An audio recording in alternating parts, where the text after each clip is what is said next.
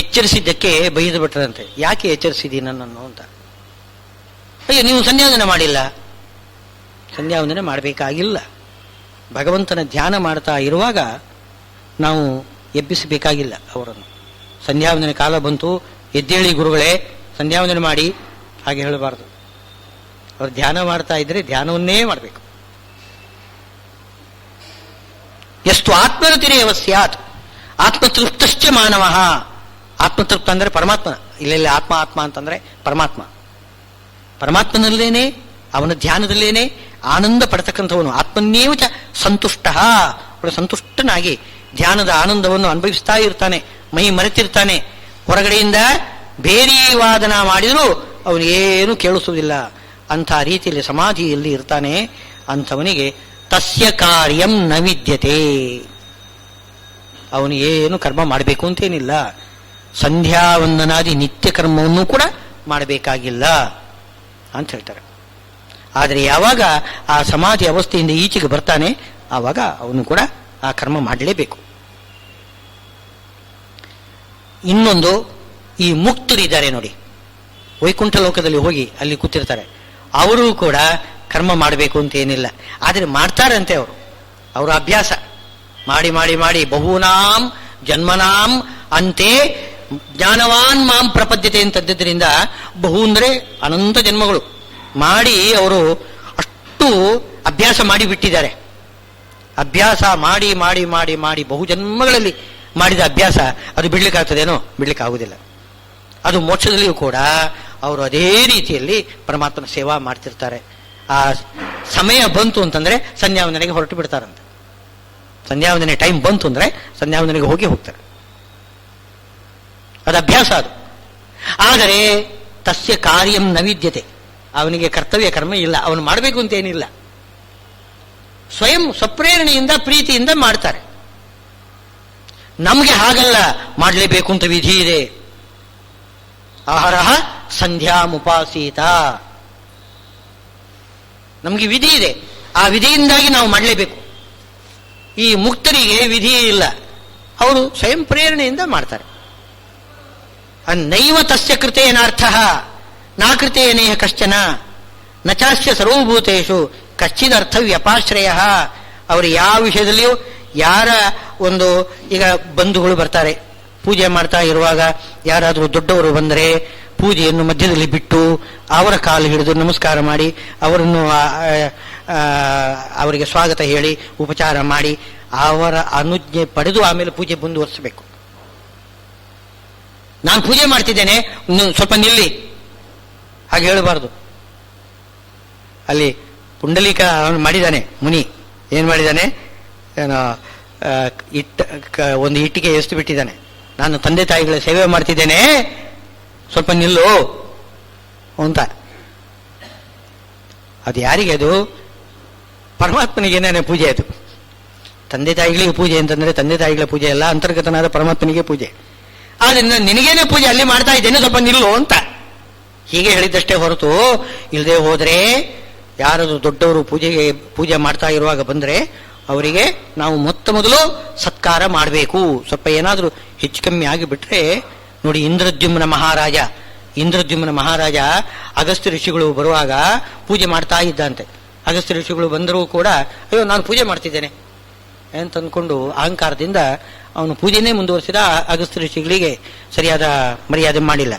ನೀನು ಗಜಯೋನಿಯಲ್ಲಿ ಹುಟ್ಟು ಎಂಬುದಾಗಿ ಶಾಪ ಕೊಟ್ಟು ಬಿಟ್ರು. ಆಮೇಲೆ ಅವನು ಗಜೇಂದ್ರನಾಗಿ ಹುಟ್ಟುತ್ತಾನೆ.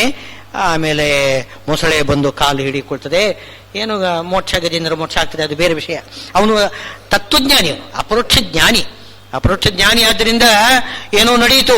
ಇಲ್ಲದೆ ಹೋದರೆ ಅಜ್ಞಾನಿಗಳಾಗಿದ್ದು ಏನಾದರೂ ಅಹಂಕಾರದಿಂದ ದೊಡ್ಡವರ ಒಂದು ಅಪಚಾರ ಮಾಡಿಬಿಟ್ರೆ, ಆನೆಯಾಗಿ ಹುಟ್ಟಿದ್ರೆ ಅವನು ಪುನಃ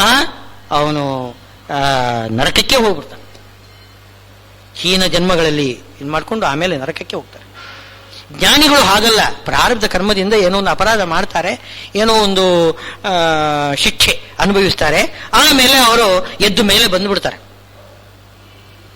ಚೆಂಡು ಇದೆ ನೋಡಿ, ಚೆಂಡನ್ನು ಕೆಳಗಡೆ ನೆಲಕ್ಕೆ ಎಸೆದ್ರೆ ಅದು ಪುಡಿದ ಮೇಳೆಗೆ ಏಳ್ತದದು.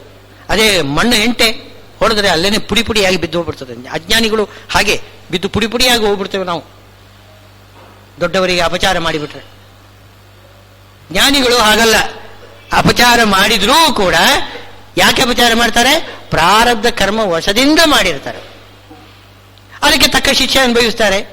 ಇನ್ನಷ್ಟು ಭಗವಂತನಿಗೆ ಹತ್ತಿರ ಆಗಿಬಿಡ್ತಾರೆ. ಗಜೇಂದ್ರನಿಗೆ ಏನು ಅನುಗ್ರಹ ಮಾಡಿಬಿಟ್ಟಿದ್ದಾನೆ, ಸಾರೂಪ್ಯ ಮೋಕ್ಷವನ್ನೇ ಕೊಟ್ಟು ಬಿಟ್ಟ ಭಗವಂತ. ಅಂತೂ ಏನಿದ್ರೂ ಕೂಡ ಅತಿಥಿಗಳು ದೊಡ್ಡವರು ಯಾರು ಬಂದಾಗ ಅವರಿಗೆ ಸತ್ಕಾರ ಮಾಡಬೇಕು. ಆದರೆ ಅಸಂಪ್ರಜ್ಞಾತ ಸಮಾಧಿಯಲ್ಲಿ ಇರತಕ್ಕಂಥವನು ಯಾರು ಬಂದರೂ ಏನೂ ಮಾಡಬೇಕಾದ ಅವಶ್ಯಕತೆ ಇಲ್ಲ. ಪರೀಕ್ಷಿತ ರಾಜ ಬಂದಾಗ ಇವರು ಮುನಿ ಶೃಂಗಿ ಮುನಿಗಳಿದಾರಲ್ಲ, ಅವರು ಧ್ಯಾನಸ್ಥರಾಗಿದ್ದಾರೆ. ಧ್ಯಾನದಲ್ಲಿ ಇದ್ದಿದ್ದರಿಂದ ಪರೀಕ್ಷಿತ ರಾಜನಿಗೆ ಏನೂ ಉಪಚಾರ ಮಾಡಿಲ್ಲ. ಆ ಪರೀಕ್ಷಿತ ರಾಜನಿಂದ ತಪ್ಪಾಯಿತು. ಅವನೇನ್ ಮಾಡ್ತಾನೆ, ಒಂದು ಸರ್ಪದ ಒಂದು ಶವವನ್ನು ತೆಗೆದು ಮುನಿಯ ಕೊರಳಿಗೆ ಹಾಕಿಬಿಡ್ತಾನೆ. ಶಾಪ ಬಂದುಬಿಡ್ತದೆ, ಏನೇನೋ ನಡೀತದೆ. ಅದು ಪ್ರಾರಬ್ಧ ಕರ್ಮ, ಅದೆಲ್ಲ ಪ್ರಾರಬ್ಧ ಕರ್ಮ. ಅವನು ಯಾವ ರೀತಿ ಆ ರೀತಿ ತಪ್ಪು ತಿಳ್ಕೊಂಡಿದ್ದಾನೆ. ನಿಜವಾಗಿಯೂ ಕೂಡ ಮುನಿ ಅವನು ಧ್ಯಾನದಲ್ಲಿ ಇದ್ದಾನೋ ಇಲ್ವೋ ಅಂತ ಅವನಿಗೆ ಸಂದೇಹ. ಧ್ಯಾನದಲ್ಲಿ ಇಲ್ಲ, ಬೇಕು ಅಂತಲೇ ನನಗೆ ಅಪಚಾರ ಮಾಡ್ತಾ ಇದ್ದಾನೆ ಅಂತ ತಪ್ಪು ತಿಳ್ಕೊಂಡು ಆ ಹಾವಿನ ಶವವನ್ನು ಕೊರಳಿಗೆ ಹಾಕಿಬಿಟ್ಟಿದ್ದಾನೆ.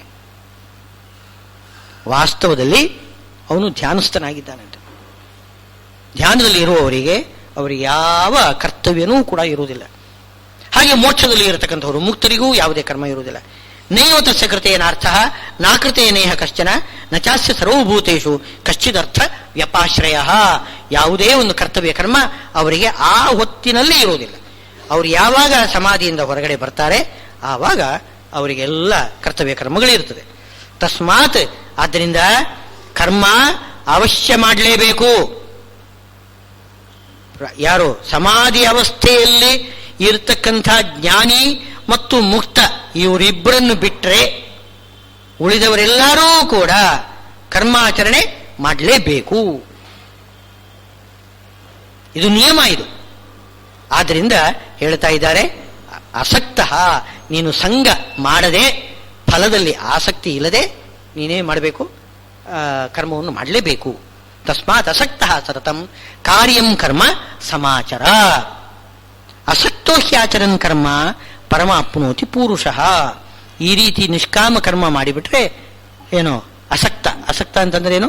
ಫಲದಲ್ಲಿ ಆಸಕ್ತಿ ಇಲ್ಲದೆ ನಿಷ್ಕಾಮನೆಯಿಂದ ಕರ್ಮವನ್ನು ಮಾಡಿಬಿಟ್ರೆ ಅವನು ಪುರುಷ. ಅವನೇನ್ ಮಾಡ್ತಾನೆ? ಪರಂ ಪ್ರಾಪ್ನೋತಿ, ಪರಮಾತ್ಮನನ್ನು ಹೊಂದುತ್ತಾನೆ. ಈ ಕರ್ಮ ಈಗ ಹಿಂದೆ ಹೇಳಿದ್ದುಂಟಲ್ಲ, ಏನು ಆ ಪ್ರಶ್ನೆ ಅರ್ಜುನ ಮಾಡಿದ್ದಾನೆ, ಕಾಮ್ಯ ಕರ್ಮ ಯಾಕೆ ಮಾಡಬೇಕು ಅಂತ. ಅದಕ್ಕೆ ಸಮಾಧಾನ ಏನು? ಕೆಲವರು ಕರ್ಮ ಮಾಡಲೇಬೇಕು, ಕೆಲವರು ಕರ್ಮ ಮಾಡಲಿಕ್ಕೆ ಏನಿಲ್ಲ. ಕೆಲವರು ಜ್ಞಾನಯೋಗಿಗಳು, ಕೆಲವರು ಕರ್ಮಯೋಗಿಗಳು.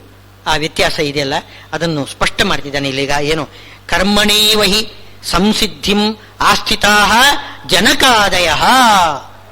ಜನಕಾದಿ ರಾಜಋಷಿಗಳು ಇದ್ದಾರೆ, ಅವರು ಕರ್ಮದಿಂದಲೇ ಸಂಸಿದ್ಧಿಯನ್ನು ಪಡೆದಿದ್ದಾರೆ, ಸಿದ್ಧಿಯನ್ನು ಪಡೆದಿದ್ದಾರೆ. ಯಾವುದು ಕರ್ಮ? ರಾಜ್ಯಪಾಲನ ಕರ್ಮ. ಅವರು ಸಿಂಹಾಸನದಲ್ಲಿ ಅಭಿಷಿಕ್ತರಾಗಿರ್ತಕ್ಕಂತಹ ರಾಜರಾದ್ದರಿಂದ ಅವರು ರಾಜ್ಯಪಾಲನ ಕರ್ಮ ಅಂತ ಅನ್ನೋದಿದೆಯಲ್ಲ, ಅವರು ಮಾಡಲೇಬೇಕಾದ್ದು, ಅವರ ಕರ್ತವ್ಯ ಕರ್ಮ ಮಾಡಲೇಬೇಕು.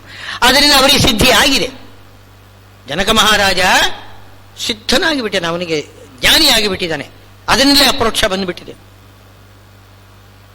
ಯಜ್ಞಾದಿ ಸತ್ಕರ್ಮ ಇದೆಯಲ್ಲ, ಯಜ್ಞಾದಿ ಸತ್ಕರ್ಮ ಮಾಡುವಾಗ ಕ್ಷತ್ರಿಯರು ಇದ್ದಾರೆ ನೋಡಿ, ಅವರು ರಾಜ್ಯಭಾರ ಮಾಡಬೇಕು, ಅಶ್ವಮೇಧಾದಿ ಯಾಗ ಮಾಡಬೇಕು, ಸ್ವಲ್ಪ ಅಧ್ಯಯನವನ್ನು ಕೂಡ ಮಾಡಬೇಕು.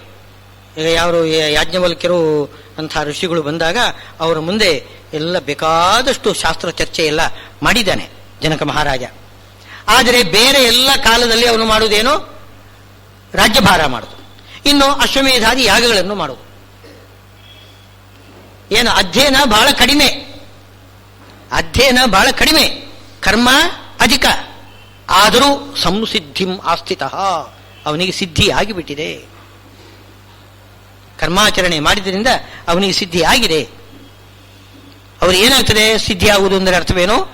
ಪರಮಾತ್ಮನ ಅಪರೋಕ್ಷವಾಗ್ತದೆ. ಅವ್ರೇನು ಮಾಡ್ತಾರೆ ಅಂದರೆ ಎಲ್ಲ ರೀತಿಯಿಂದ ಧರ್ಮದಿಂದ ರಾಜ್ಯಭಾರ ಮಾಡಿ ಪ್ರಜೆಗಳಿಂದ ಪರರಾಜರಿಂದ ಬೇಕಾದಷ್ಟು ಹಣ ಸಂಪಾದನೆ ಮಾಡಿ ಅದನ್ನು ಯಜ್ಞ ರೂಪದಲ್ಲಿ ಭಗವಂತನಿಗೆ ಸಮರ್ಪಣೆ ಮಾಡ್ತಾರೆ. ಆ ಸಮರ್ಪಣೆ ಮಾಡುವಾಗ ಆಹುತಿ ಹಾಕ್ತಾ ಇರುವಾಗ ದೇವರನ್ನು ಕರೀಬೇಕು ತಾನೆ, ಆಹ್ವಾನ ಮಾಡಬೇಕು. ಹೋತೃ ಋತ್ವಿಜರು ಆಹ್ವಾನ ಮಾಡ್ತಾರೆ, ಬನ್ನಿ ಇಂತ ನಮ್ಮ ಆಹುತಿಯನ್ನು ಸ್ವೀಕಾರ ಮಾಡ್ರಿ ಇಂತ ಆಹ್ವಾನ ಮಾಡುವಾಗ ಸಾಕ್ಷಾತ್ತಾಗಿ ಭಗವಂತ ಬಂದು ನಿಂತು ದರ್ಶನ ಕೊಡ್ತಾನಂತೆ. ಅಪರೋಕ್ಷ ಆಗ್ತದಂತೆ. ಆವಾಗ ಸ್ವಲ್ಪ ವ್ಯತ್ಯಾಸ ಇದೆ. ಮನುಷ್ಯರು ಏನು ಮಾಡಬೇಕು? ಧ್ಯಾನದಲ್ಲಿ ಭಗವಂತನನ್ನು ನೋಡಬೇಕು. ಇವರು ಹಾಗಲ್ಲ. ಅವರು ಏನು ಯಜ್ಞ ಯಾಗ ಮಾಡ್ತಾ ಆಹುತಿಯನ್ನು ನೀಡುವಾಗ ಸಾಕ್ಷಾತ್ತಾಗಿ ಭಗವಂತ ಹೊರಗಡೆನೆ ಕಾಣಿಸ್ತಾನೆ. ಅಂದರೆ ದಿವ್ಯ ದೃಷ್ಟಿಯನ್ನು ನೋಡಬೇಕು. ಬರೀ ಕಣ್ಣಿನಿಂದ ನೋಡಿ ಸಾಲದು, ದಿವ್ಯ ದೃಷ್ಟಿಯಿಂದ ನೋಡ್ತಾರೆ.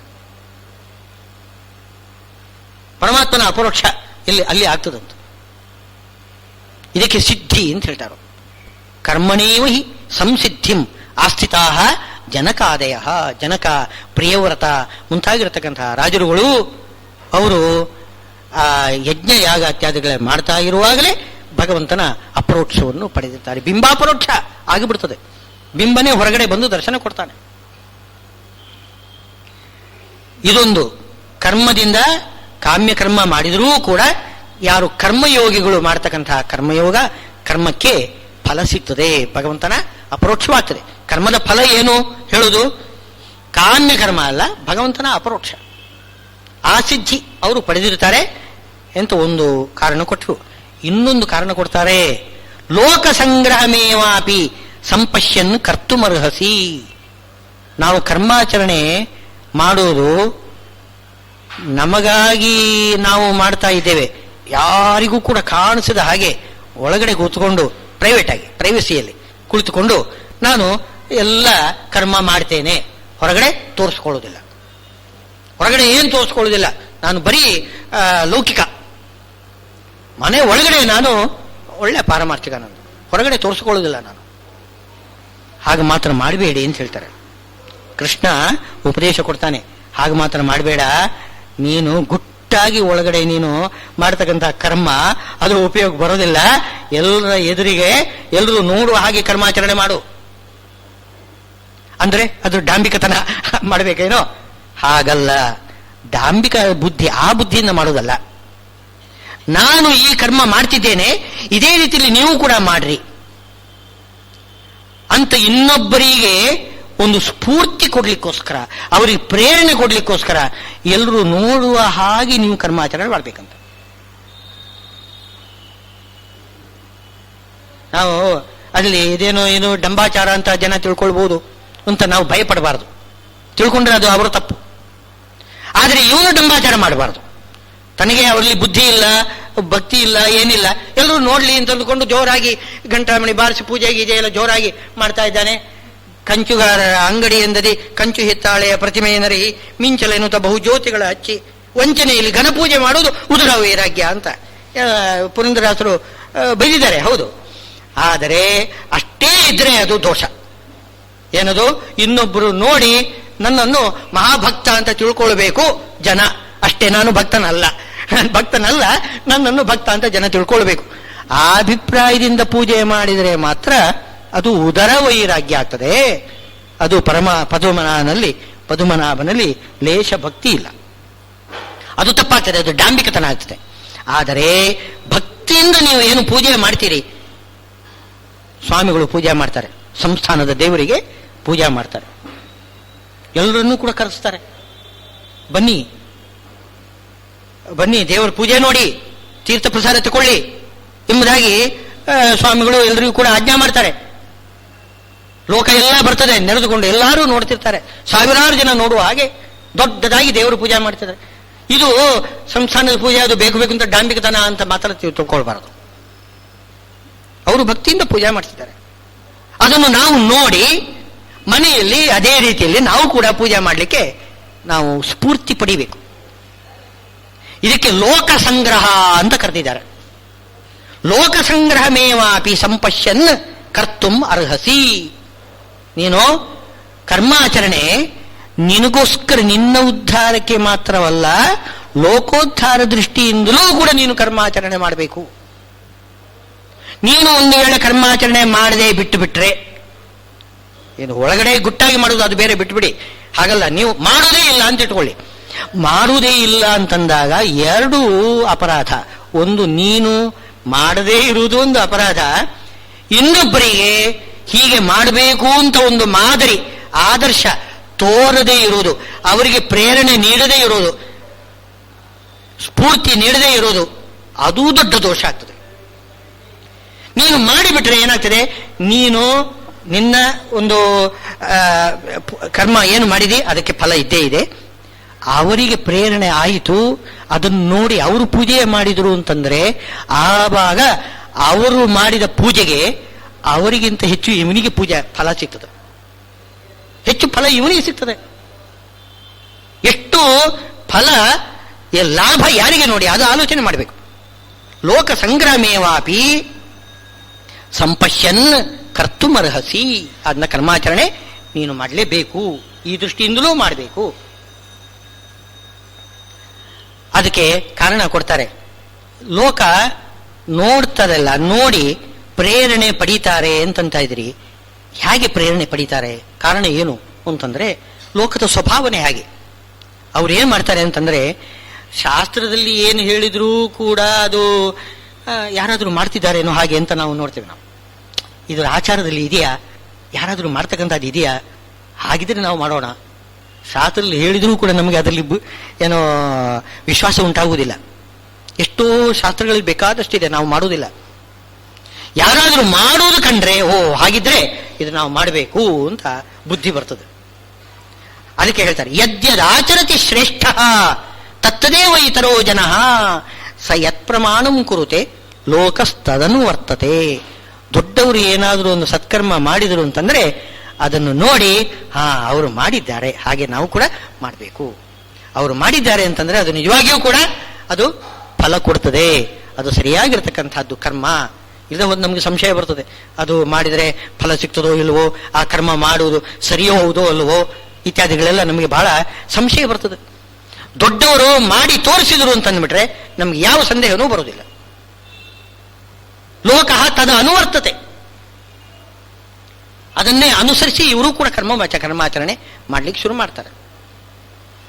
ಯದ್ಯದಾಚರತಿ ಶ್ರೇಷ್ಠ, ಶ್ರೇಷ್ಠರು ಯಾರ್ಯಾರು ಮಾಡಿದ್ರಲ್ಲ, ನಮಗೆ ಸಂಪ್ರತಿಪತ್ತಿ ಇರಬೇಕು.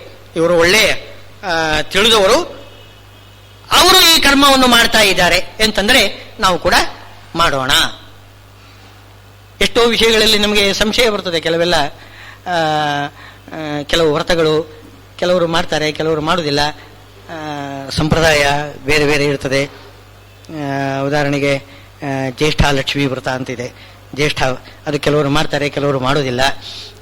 ಏನು ಸಂಕಷ್ಟ ಚತುರ್ಥಿ ಅಂತಿದೆ, ಅದು ಕೆಲವರು ಮಾಡ್ತಾರೆ, ಕೆಲವರು ಮಾಡೋದಿಲ್ಲ. ಹೀಗೆಲ್ಲ ಇರ್ತದೆ. ಅದು ಏನು ಸಂಪ್ರತಿಪತ್ತಿ ಯಾರು ಒಳ್ಳೆ ಅವರು ಮಾಡ್ತಾರೆ ಅಂತಂದ್ರೆ ನಾವು ಕೂಡ ಮಾಡೋಣ ಅಂತ ಹೊರಡ್ತಾರೆ. ಇಲ್ಲದೆ ಹೋದರೆ ಮಾಡ್ಲಿಕ್ಕೆ ಭಯ, ಮಾಡೋದಿಲ್ಲ. ಅದಕ್ಕೋಸ್ಕರ ಶ್ರೀಕೃಷ್ಣ ಅರ್ಜುನನಿಗೆ ಹೇಳ್ತಿದ್ದಾನೆ, ನೀನು ಚೆನ್ನಾಗಿ ಯುದ್ಧ ಮಾಡು.